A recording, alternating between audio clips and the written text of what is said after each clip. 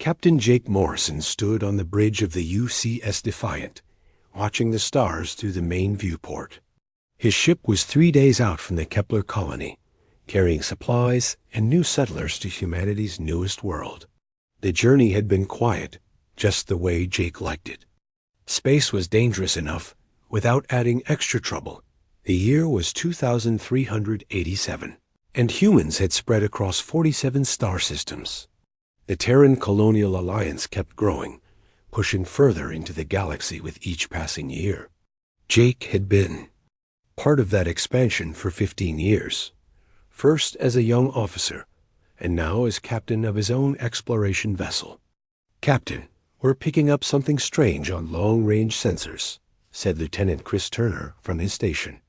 The young officer looked puzzled as he studied his screens. Multiple contacts appearing near Earth, Mars, and all the major colonies. Jake walked over to look at the sensor data. What he saw made his blood run cold.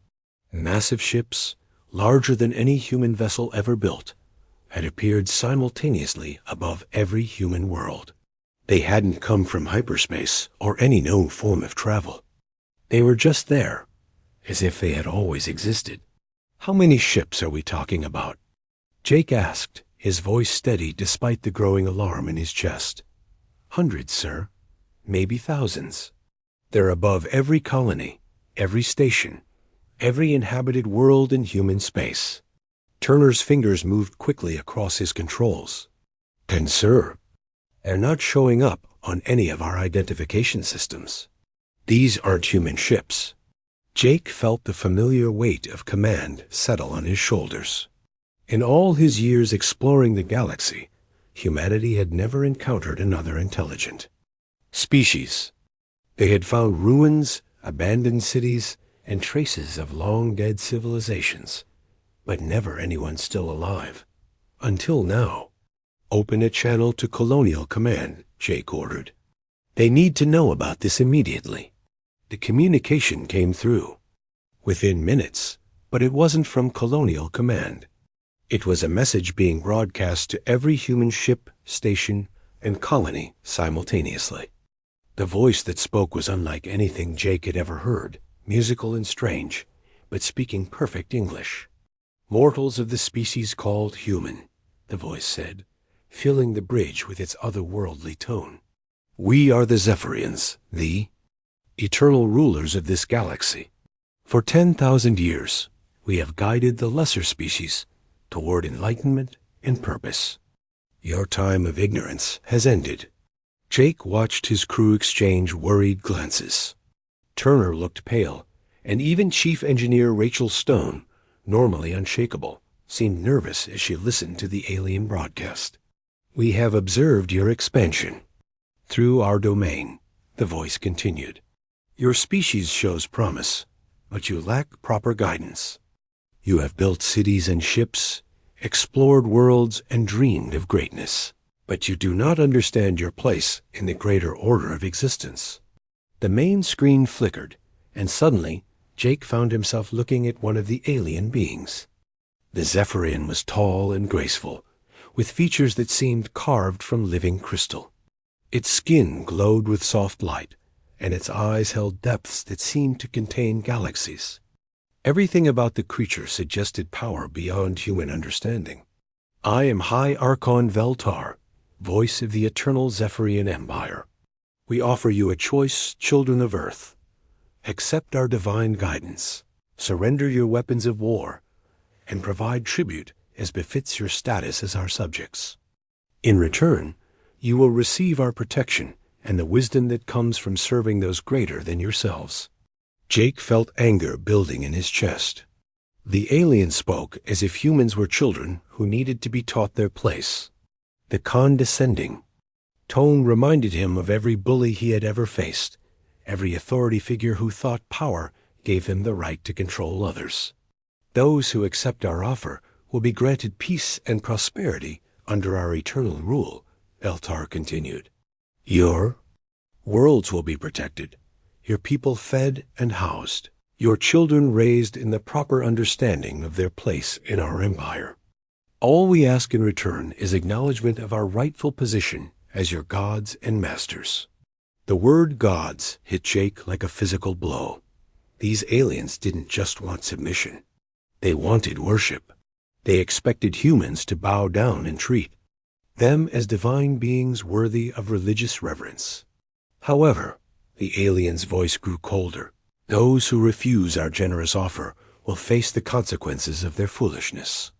We have destroyed species more advanced than yours for the crime of defiance. Do not test our patience or our power." To demonstrate that power, every orbital defense platform around Earth simply stopped working. The massive weapons that protected humanity's whole world went dark without warning, their systems completely shut down by some alien technology beyond human understanding. Similar shutdowns occurred at every major human world simultaneously. "You have 7 of your days to provide your answer," Veltar said. "Choose wisely, mortals. This offer will not be repeated." The transmission ended, leaving Jake's bridge in stunned silence. Through the viewport, he could see one of the alien ships in the distance, a huge vessel that seemed to bend light around itself. It was beautiful and terrifying at the same time. Clearly, the product of technology far beyond anything humans possessed. "Captain," Turner said quietly, "we're receiving urgent communications from Colonial Command, from the President, from every major government in human space. They're calling emergency sessions, trying to figure out how to respond." Jake nodded, his mind racing. He had spent his entire adult life in space, had seen the beauty and wonder of the galaxy, had helped humanity spread to new worlds and build new homes among the stars. The idea of giving all that up, of bowing down to alien masters who called themselves gods, made him sick, but he had also seen the demonstration of Zephyrian power. They had shut down Earth's defenses with casual ease, appearing above every human world simultaneously. How could humanity fight against technology like that? Over the next several days, Jake watched as human civilization tore itself apart, trying to decide how to respond. Some colonies immediately voted to accept the alien offer, terrified by the overwhelming display of power.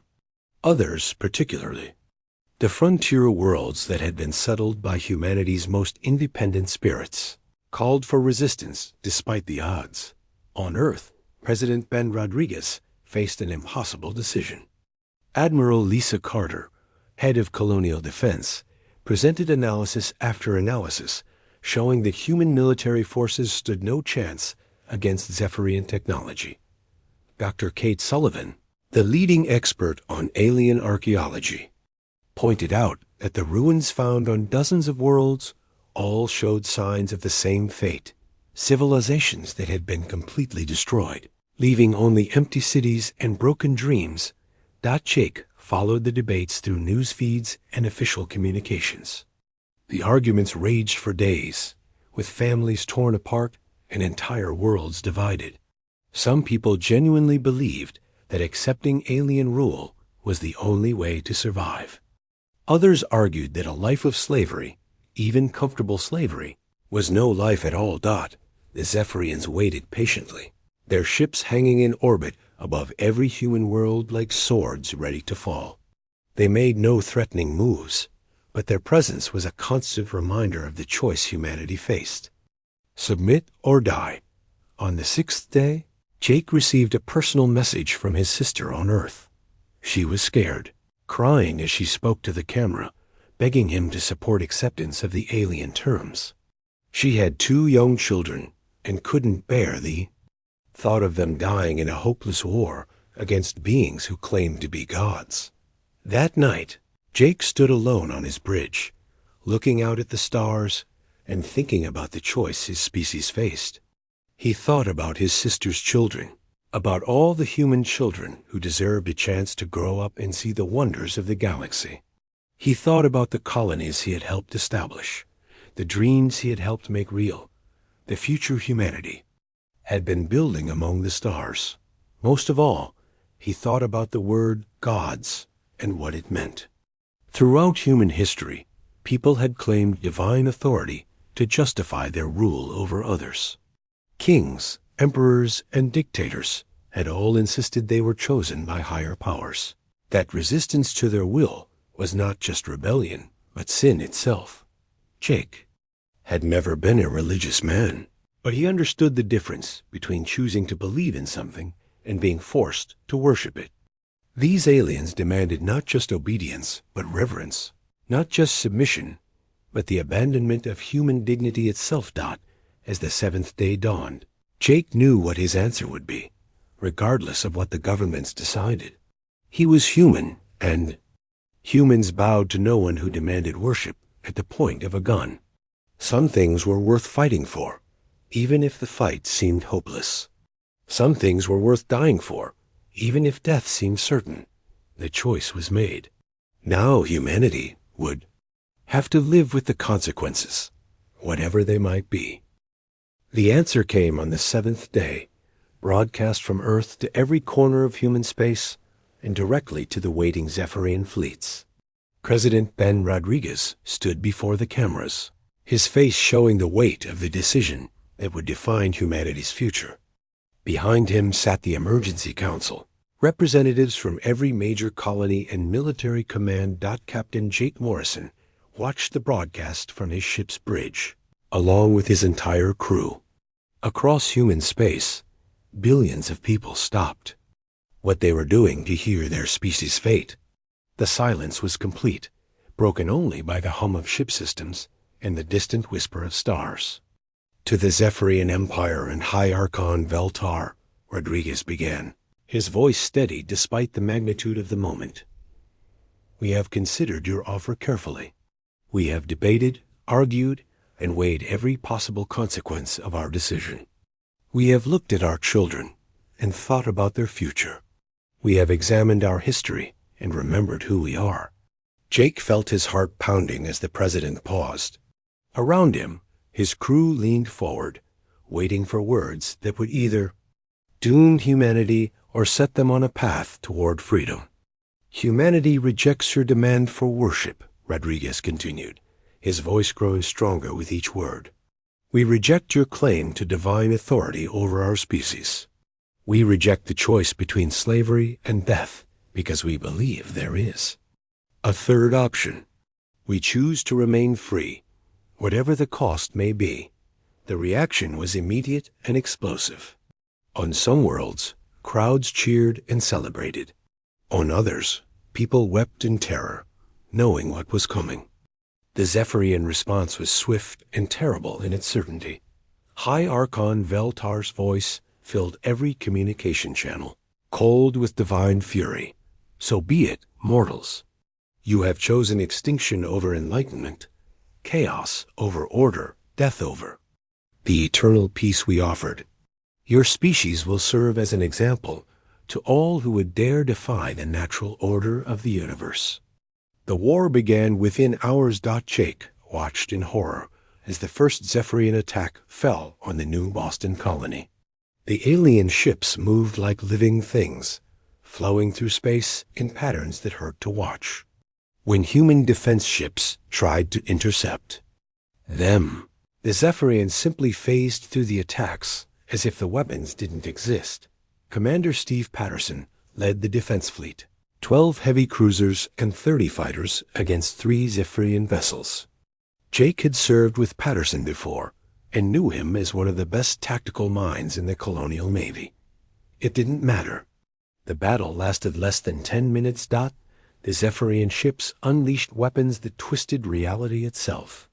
Space bent around their targets, crushing human vessels like tin cans. Energy beams passed through shields as if they weren't there, cutting through armor and hull plating like it was paper.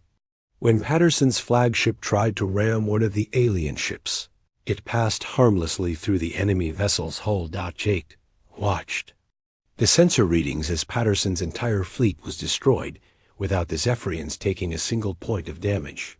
37 ships and over 8,000 people gone in minutes. The alien vessels then turned their attention to New Boston itself. The colony's planetary shields lasted exactly 43 seconds. The massive generators that had taken years to build and install simply stopped working, their quantum cores somehow frozen in place. Zephyrian forces landed on the surface and began rounding up the population with weapons that could stun from orbit. But something unexpected happened next. Instead of surrendering, the colonists fought back with everything they had. Civilian ships tried to ram the alien vessels. People with hunting rifles took shots at Zephyrian soldiers whose armor made them nearly invulnerable. Children threw rocks at beings who claimed to be gods. The resistance was hopeless and pointless and completely human. Even facing technology beyond their understanding, people refused to bow down.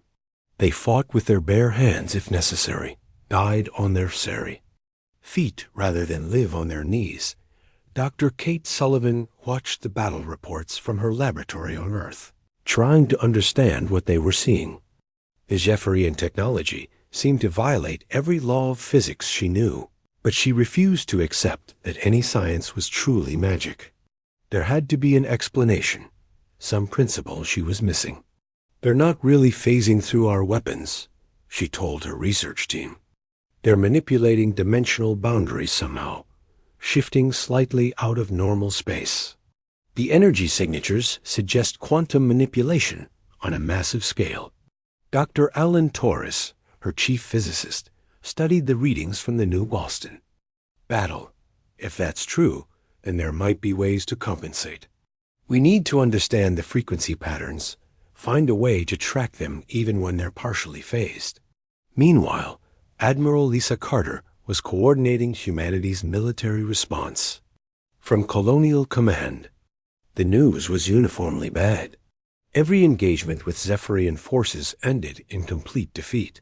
Their ships were faster, more maneuverable, and seemingly invulnerable to human weapons. Their soldiers wore armor that deflected everything from laser rifles to explosive shells. But Carter was a veteran of the frontier wars and knew something about fighting superior forces. "We can't match their technology," she told her staff. "So we don't try to. We fight the war they don't expect, use tactics they haven't prepared for." The new strategy began to take shape. If humanity couldn't win conventional battles, they would avoid conventional battles. Hit and run attacks, guerrilla strikes, asymmetric warfare using every dirty trick humans had learned in thousands of years of conflict. General Marcus Webb coordinated the first attempts at this new approach. His forces struck at isolated Zephyrian patrols, using human knowledge of local space to set ambushes. The attacks rarely caused serious damage, but they forced the aliens to spread their forces and react to human initiative instead of simply overwhelming fixed positions. Colonel Amy Blake led the civilian evacuation efforts, moving non-essential personnel away from likely targets and establishing hidden supply bases throughout human space. Her people worked around the clock to save as many lives as possible while preparing for a long war of resistance. The psychological impact of human defiance surprised everyone, including the Zephyrians themselves. High Archon Veltar had conquered hundreds of species over the millennia, and all of them had either submitted immediately or been quickly crushed. Humanity's stubborn refusal to accept defeat was something entirely new. Captain Jake Morrison found himself in the middle of the first successful human counterattack. His ship, the UCS Defiant, was part of a small fleet that caught 3 Zephyrian vessels investigating an asteroid field. Using the asteroids for cover and coordinated timing, the human ships managed to score actual hits on their targets. The damage was minimal, barely scratching the alien hulls, but the impact was enormous. For the first time since the war began, human weapons had touched Zephyrian ships. The aliens were completely invulnerable after all. "Target their engines when they're coming out of phase," Jake ordered his weapons officer. "Time it for the moment they solidified to change course." The tactic worked twice before the Zephyrians adapted, but those 2 hits proved something important. The self-proclaimed gods could be hurt. They could bleed.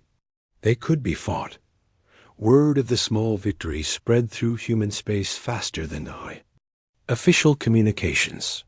On worlds under alien occupation, resistance groups began forming. On free colonies, recruitment for the military increased dramatically. Even people who had initially supported surrender began to reconsider their position. The Zephyrians responded with increased brutality. Entire cities were destroyed as examples. Captured humans were subjected to re-education programs designed to break their will to resist.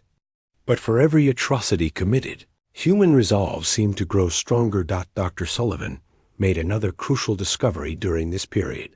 Analysis of captured Zephyrian technology revealed that much of it was incredibly old, far older than the owned Zephyrian Empire itself.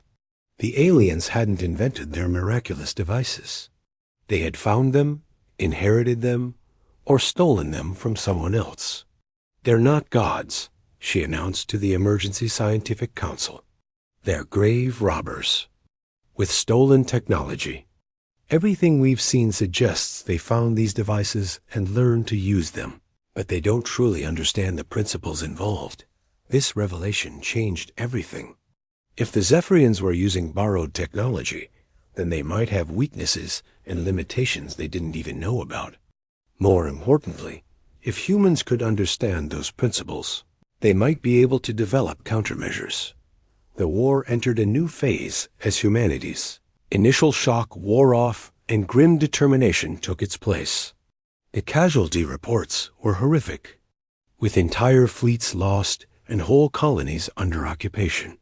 But humanity was learning, adapting, and refusing to give up. Young Lieutenant Chris Turner, captured during the defense of Haven Colony, managed to escape from a Zephyrian holding facility. His debriefing revealed that the aliens were genuinely disturbed by human behavior. They had expected quick submission, followed by grateful worship. Instead, they faced an enemy that treated their divine authority as just another form of tyranny. To be resisted. They don't understand us, Turner reported. They keep asking why we won't accept their protection. They genuinely believe they're offering us something good, something we should want. 6 months had passed since humanity declared war on gods, and the galaxy was learning that humans were very different from every other species. The Zephyrians had conquered. Where others had submitted or died quickly, humans adapted and kept fighting. Captain Jake Morrison stood in the engineering bay of his ship, watching Chief Engineer Rachel Stone work on their latest modification. The UCS Defiant no longer looked like the clean exploration vessel it had once been. Now it bristled with jury-rigged weapons, improvised armor plating, and sensor equipment that had been rebuilt from salvaged alien technology. The new targeting system should help track their phase shifts, Rachel explained, wiping grease from her hands. It won't give us much warning, maybe 2 or 3 seconds, but that might be enough to land a solid hit. Jake nodded, impressed by his crew's ingenuity. Across human space, similar modifications were taking place. Without the industrial capacity to build new ships, humanity was learning to make the most of what they had. Every destroyed Zephyrian probe became spare parts. Every captured piece of alien technology became a lesson in how their enemies' weapons worked. Dr. Kate Sullivan had made the breakthrough that changed everything. Working with physicist Dr. Alan Torres in a hidden laboratory on the moon, she had finally cracked the secret of Zephyrian phase technology. The aliens weren't actually becoming intangible. They were shifting partially into a parallel dimension, staying connected to normal space by quantum threads. Think of it like a fish diving underwater, she explained to the Emergency Science Council via encrypted transmission. The fish is still there, still in the same ocean, just at a different level. If we can track the quantum signature, we can predict where they'll surface. The first prototype dimensional tracker was built in secret and installed on a small patrol ship. When that ship encountered a Zephyrian scout, the impossible happened. Human weapons locked onto a phased target and scored direct hits. The alien vessel, caught completely by surprise, was severely damaged before escaping. News of the success spread through the resistance network like wildfire. For the first time since the war began, humanity had proof that their enemies were not invincible. The Zephyrians could be tracked, targeted, and hurt even when using their most advanced defensive technology. Lieutenant Chris Turner had become something of a celebrity among human forces. His escape from Zephyrian captivity and the intelligence he provided had been crucial to understanding their enemy. Now he served as Admiral Lisa Carter's specialist advisor on alien psychology and tactics. "They're getting frustrated," Turner reported during a strategy meeting. "Every time they destroy one of our fleets, 2 more appear somewhere else. Every time they crush a resistance cell, 3 new ones form. They expected this war to be over in weeks, not months." Admiral Carter studied the tactical displays showing Zephyrian ship movements across human space. The aliens had superior technology and numbers, but they were being forced to spread their forces thin to deal with humanity's guerrilla campaign. "How are they reacting to the new tracking technology?" "Panic," Turner said with satisfaction. "They don't understand how we're doing it. To them, phase shifting has always been perfect protection. The idea that mortals could develop countermeasures is shaking their confidence." General Marcus Webb coordinated the next phase of human resistance from his mobile command center. The grizzled veteran had spent his career fighting pirates and raiders on the frontier worlds, and those experiences were proving invaluable against an enemy that relied on technological superiority. "We hit them fast, we hit them hard, and we disappear before they can respond," Webb briefed his strike team leaders. "Every engagement has to be on our terms, at the time and place we choose. Never give them a fair fight, because fair fights are for people who want to lose." The new tactics were working. Human forces struck at Zephyrian supply lines, communication relays, and isolated patrols. The damage was often minor, but the psychological impact was enormous.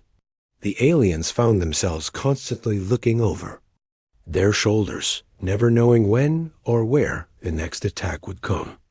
Colonel Amy Blake had established a network of hidden bases throughout human space, supplied by civilian volunteers who risked their lives to support the resistance.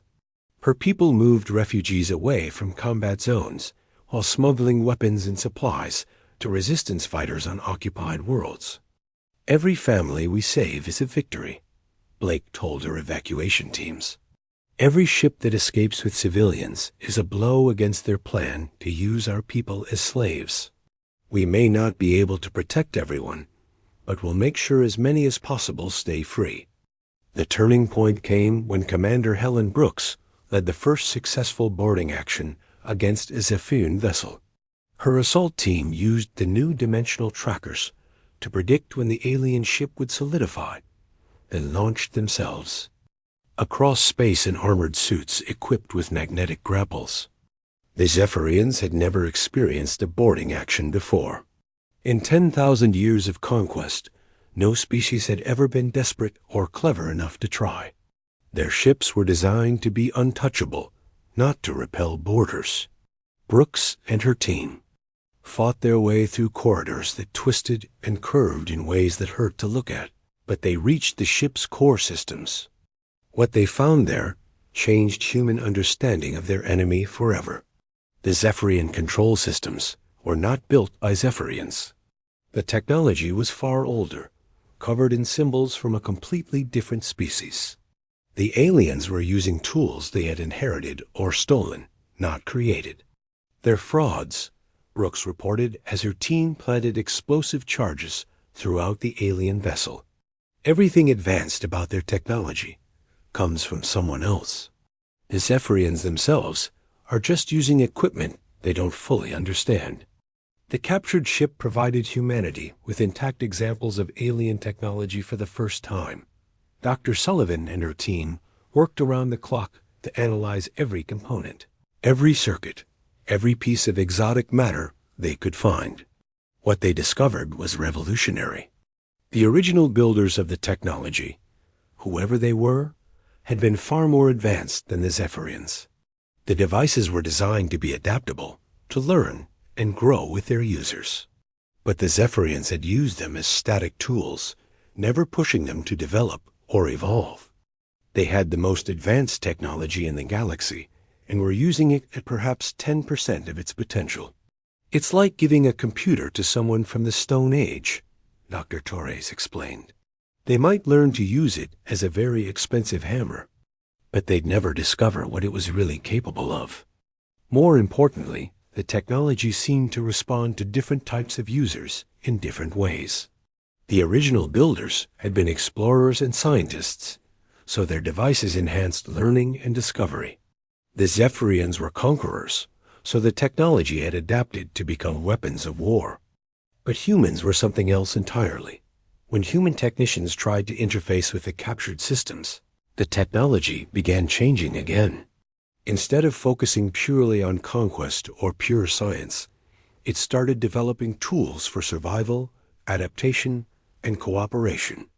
The ancient devices were learning from humanity's approach to problem-solving.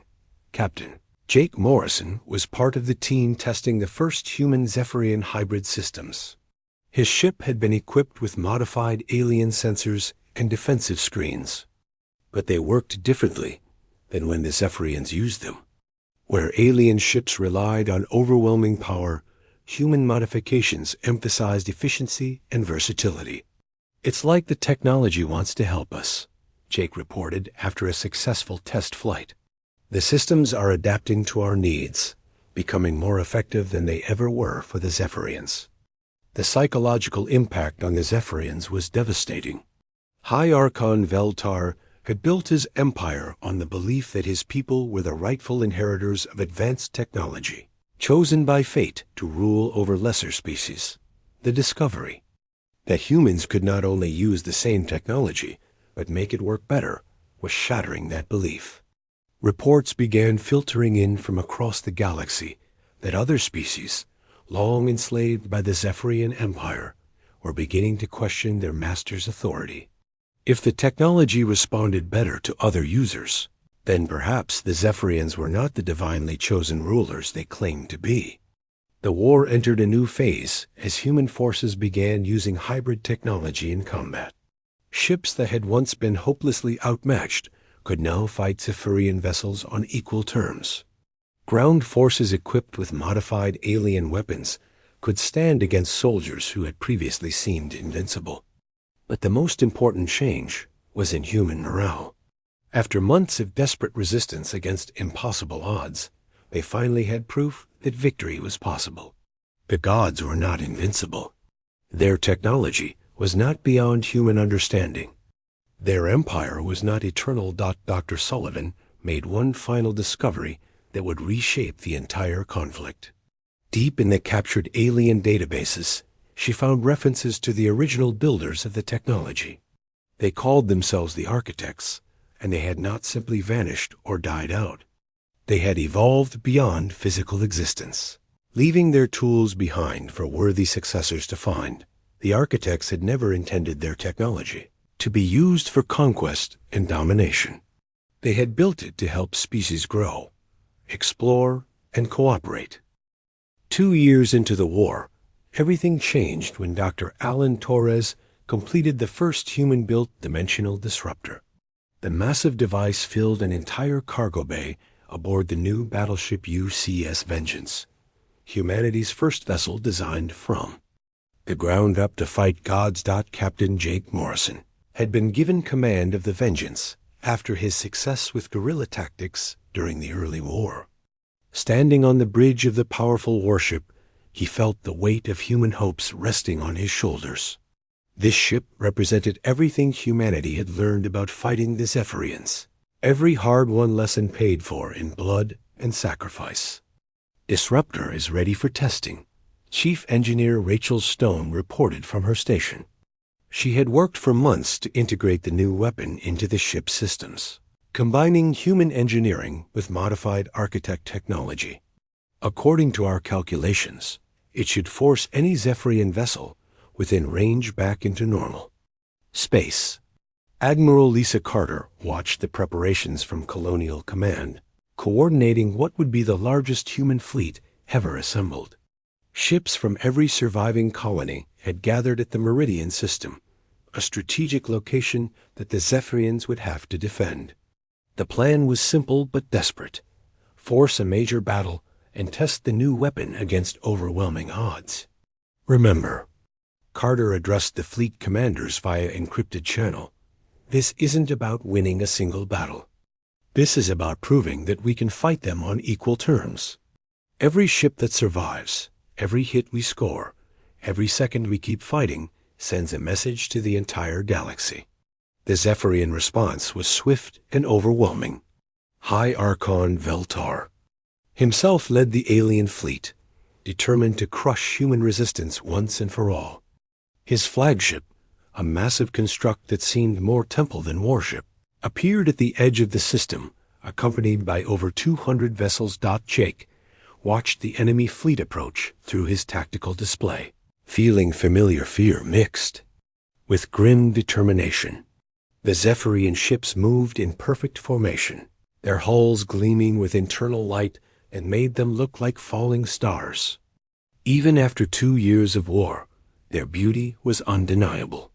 "They're beginning their attack run," reported Lieutenant Chris Turner from the sensor station.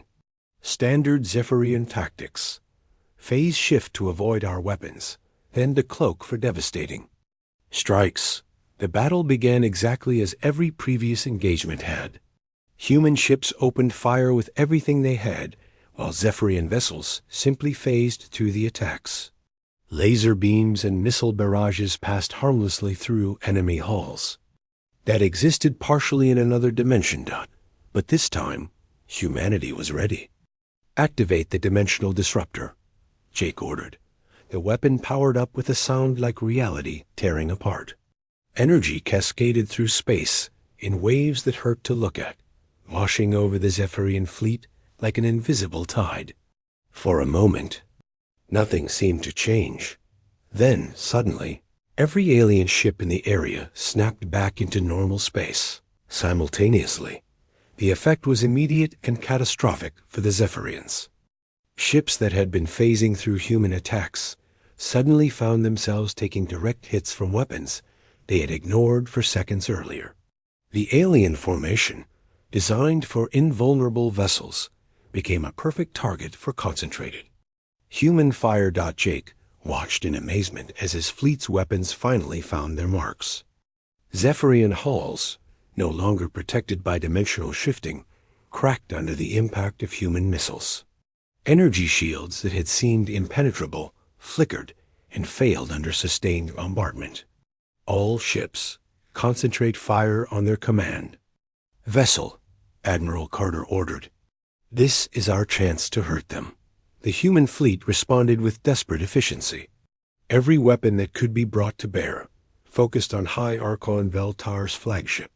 The massive ship, caught completely off guard by the dimensional disruptor, staggered under the assault. For the first time in the war, a Zephyrian vessel was taking serious damage, but the aliens adapted quickly. Secondary formations moved to flank the human fleet, while technicians worked frantically to restore their phase capabilities. The battle became a race between human firepower and Zephyrian engineering. "Their ships are trying to compensate for the disruptor," Rachel reported. "They're modifying their phase generators on the fly. We might only have a few more minutes before they adapt." Jake made a decision that would be remembered throughout human history. Instead of pulling back to preserve his ship, he ordered a direct assault on the Zephyrian flagship. The UCS Vengeance accelerated toward the enemy command vessel. All weapons. "Firing. What are you doing?" Turner asked, staring at the tactical display in disbelief. "Something they won't expect," Jake replied. "Prepare boarding pods. If we can't destroy their ship, we'll take it." The idea was insane by any military standard. The Zephyrian flagship was 10 times the size of the Vengeance, and protected by defensive systems beyond human understanding. But sanity had never been humanity's strongest trait when facing impossible odds. The boarding assault succeeded through sheer audacity.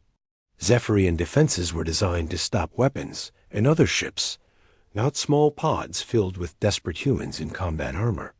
Jake led the assault team personally, fighting through corridors that twisted through dimensions human minds couldn't fully grasp.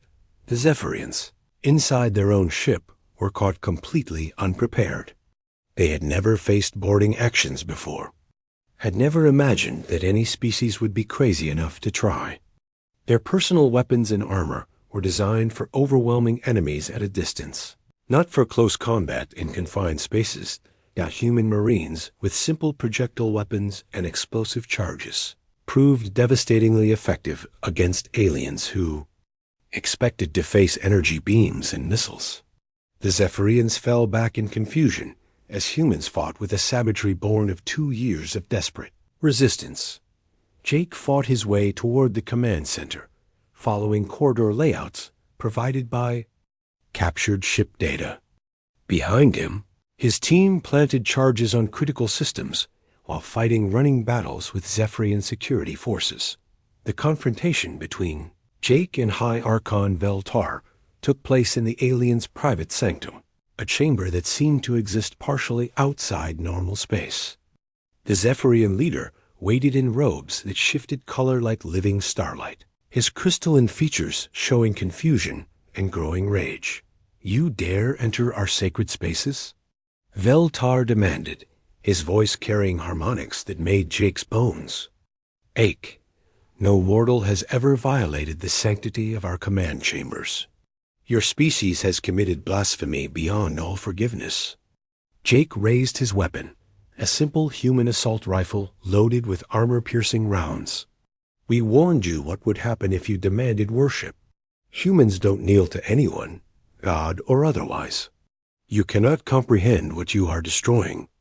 The alien continued, gesturing at the ornate chamber around them.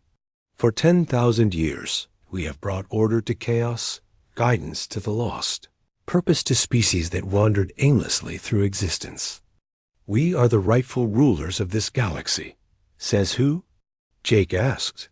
"You? Some ancient aliens who aren't even around anymore? Your technology doesn't make you gods any more than finding a gun makes someone a soldier." The conversation that followed would be analyzed by historians for generations. Veltar genuinely could not understand human defiance. In his mind, superior technology and power automatically conferred the right to rule. The idea that authority had to be earned rather than taken was completely foreign to his species. "Your resistance is meaningless," Veltar insisted. "Even if you capture this vessel, even if you defeat this fleet, the Empire spans thousands of worlds. You are one small species against the accumulated might of millennia." Jake smiled grimly. "That's where you're wrong. We're not just one species anymore." As if summoned by his words, new contacts appeared on the chamber's displays. Ships from dozens of species that had served the Zephyrian Empire for centuries were joining the battle, but they were fighting against their former masters. The human example had inspired rebellion across the galaxy. The psychological impact on Veltar was devastating. His empire, built on the assumption of eternal submission, was crumbling as species after species chose freedom over security. The very foundations of Zephyrian authority were collapsing in real time. "Impossible," the alien whispered. "They worship us. They have always worshipped us. We are their gods." "No," Jake replied. "You were their oppressors. There's a difference." The capture of High Archon Veltar sent shockwaves throughout the Zephyrian Empire. For the first time in their history, their supreme leader had been taken by enemies. The psychological blow was even greater than the military victory, but the real impact came from the battle footage that spread across the galaxy.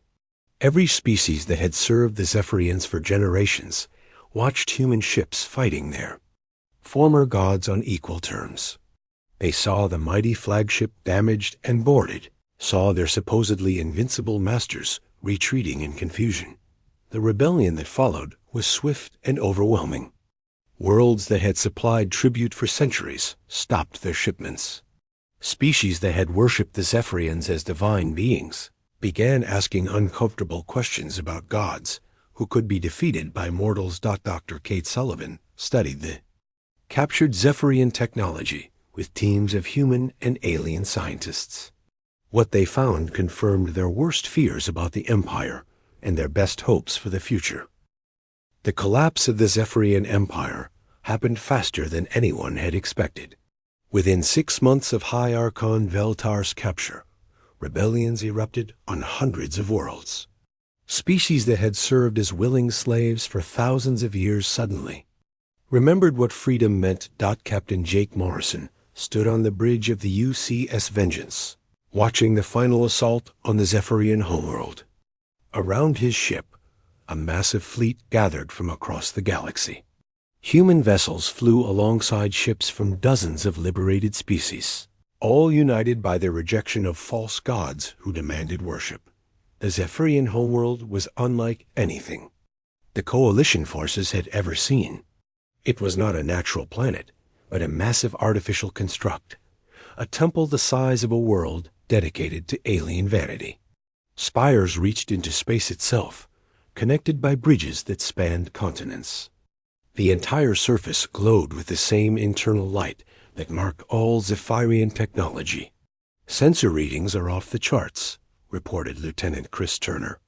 "The entire planet is one giant machine, powered by technology we're still learning to understand. It's beautiful and terrifying at the same time." Admiral Lisa Carter coordinated the assault from her flagship, surrounded by holographic displays showing the positions of Coalition forces throughout the system. The plan was complex, but necessary. They needed to capture the world intact, not destroy it. Too much knowledge would be lost if they simply bombarded the planet from orbit. "Remember, this isn't just about winning a war," Carter broadcast to the fleet. "This is about ending 10,000 years of oppression and making sure it never happens. Again, we're fighting for every species the Zephyrians enslaved, including those that haven't been born yet." Dr. Kate Sullivan had spent months studying the captured High Archon Veltar, trying to understand the psychology of a species that genuinely believed they were gods. Her findings were disturbing and enlightening in equal measure. "They're not evil in the way humans understand evil," she explained to the assault team leaders. "They genuinely believe they're helping the species they conquer. In their minds, they're bringing order to chaos, purpose to meaningless existence. The fact that we reject their help is something they literally cannot comprehend." The battle for the Zephyrian homeworld began with orbital bombardment, designed to disable defensive systems without destroying the planet's infrastructure. Human-designed weapons, now enhanced with hybrid technology, proved devastatingly effective against targets that had never been attacked before. But the real surprise came when Coalition forces began landing on the surface. The Zephyrian population, ordinary citizens who had lived their entire lives believing in their own superiority, simply had no idea how to respond to invasion. Their military had always fought far from home, conquering other worlds.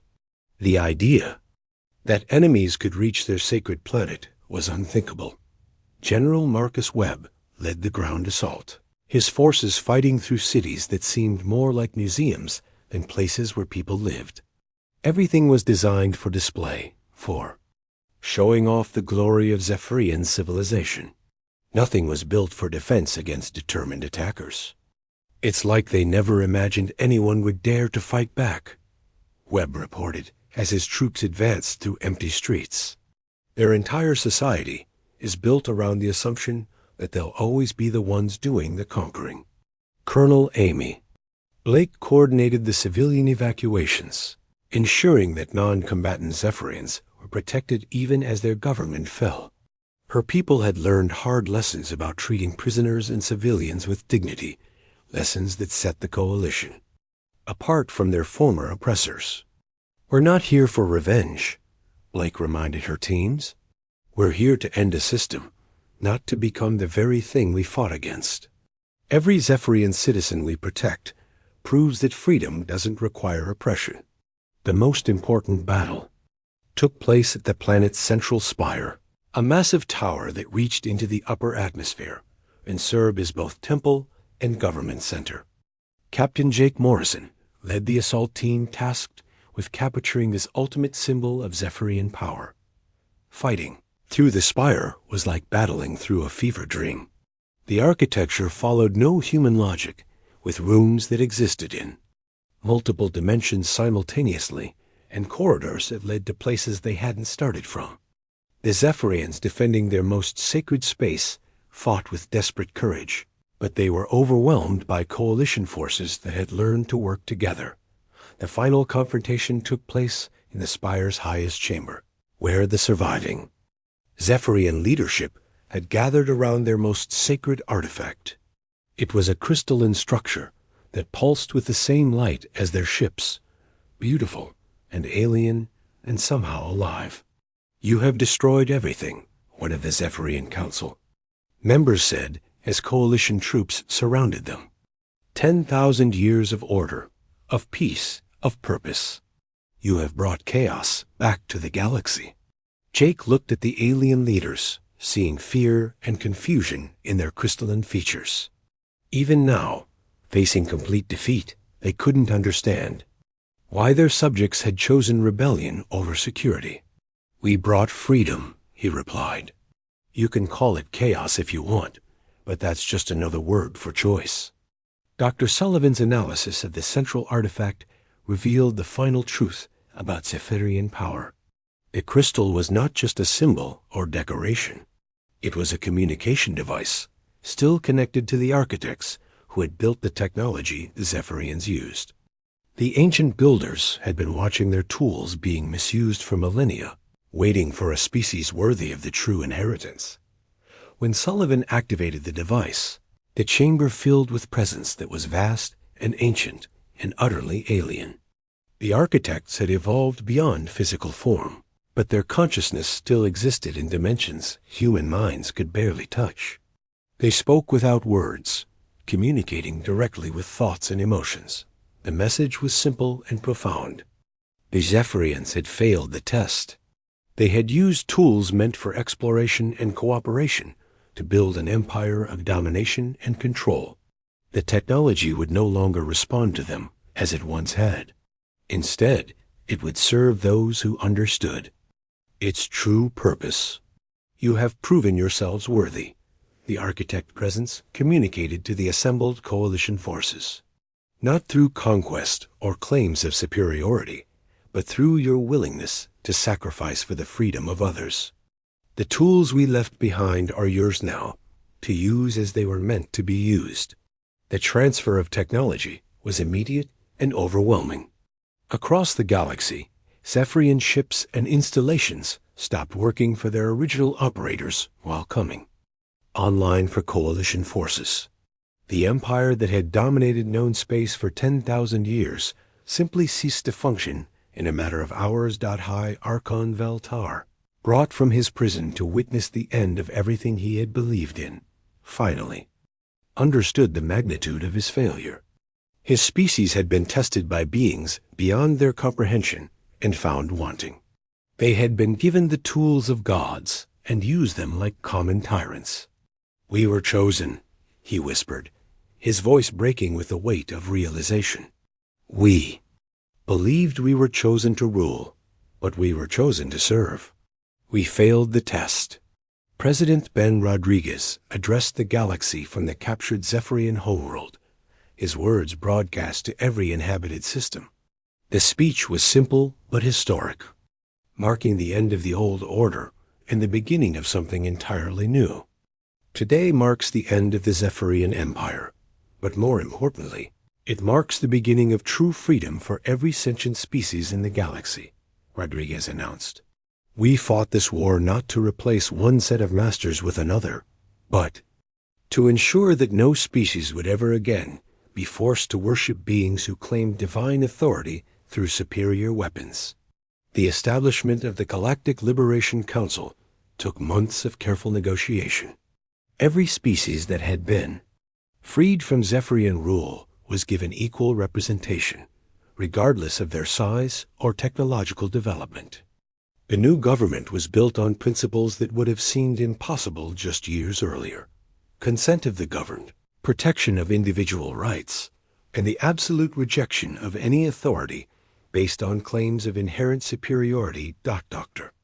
Sullivan led the effort to distribute architect technology to all member species, ensuring that the tools of liberation would never again become instruments of oppression. The technology adapted to each species differently, enhancing their natural abilities while encouraging cooperation and peaceful exploration. The War Crimes Tribunal for Zephyrian leadership was swift but fair. High Archon Veltar and his council were sentenced to life imprisonment, but they were treated with the dignity that all sentience deserved.